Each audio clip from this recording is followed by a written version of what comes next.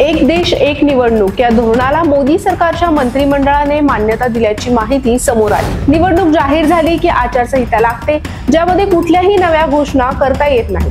यामुळे विकास खुंटतो असं केंद्र सरकारचं मत आहे। या धोरणाची अंमलबजावणी झाल्यास भारतीय राजकारणात आमूलाग्र बदल पाहायला मिळण्याची शक्यता आहे। एक देश एक निवडणूक या धोरणाला मोदी सरकारच्या मंत्रिमंडळाने मान्यता दिल्याची माहिती समोर आली। राष्ट्रपती रामनाथ कोविंद यांच्या अध्यक्षतेखाली एक देश एक निवडणूक धोरण कितपत व्यवहार्य आहे याचा अभ्यास करण्यासाठी एक समिती गठीत करण्यात आली होती। या समितीने एक देश एक निवडणूक धोरणाबाबत अनुकूल मत दर्शवत एक अहवाल सादर केला होता। या अहवालाला केंद्रीय मंत्रिमंडळाने मान्यता दिल्याचे समजते। यानंतर आता या धोरणाला संसदेमध्ये मंजुरी मिळणं आवश्यक आहे।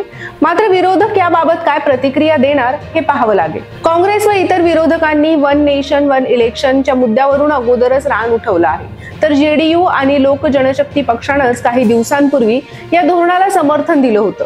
निवडणूक जाहीर झाली की आचारसंहिता लागते, ज्यामध्ये कुठल्याही नव्या घोषणा करता येत नाही। यामुळे विकास खुंटतो असं केंद्र सरकारचं मत आहे। तसं होऊ नये म्हणून एक देश एक निवडणुकीचा प्रस्ताव मांडला गेला।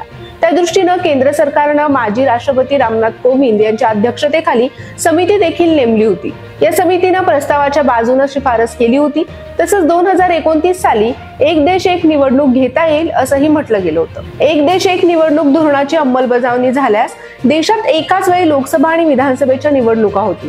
येत्या काही दिवसांमध्ये महाराष्ट्राची विधानसभा निवडणूक होऊ घातली आहे।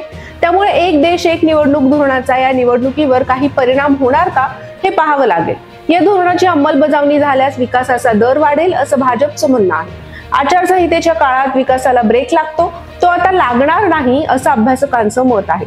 या धोरणाची अंमलबजावणी झाल्यास भारतीय राजकारणात आमूलाग्र बदल पाहायला मिळण्याची शक्यता आहे।